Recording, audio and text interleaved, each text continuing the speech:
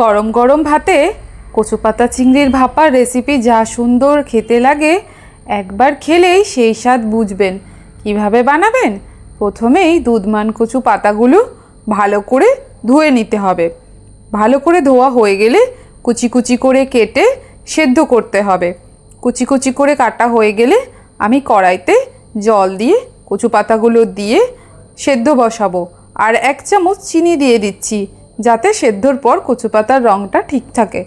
আর দিয়ে দিচ্ছি লেবুর রস, যাতে গলা না ধরে। সেদ্ধ হয়ে গেলে একটা ঝুড়িতে আমি নামিয়ে নিচ্ছি। একটু জলটা ঝরে গেলে হাতের সাহায্যে ভালো করে চিপে চিপে জলটা বের করে শুকনো করে একটা থালার মধ্যে আমি রেখে দিচ্ছি। এরপরে 2 রকমের সর্ষে পোস্ত, কাঁচা লঙ্কা বাটা দিয়ে দিচ্ছি।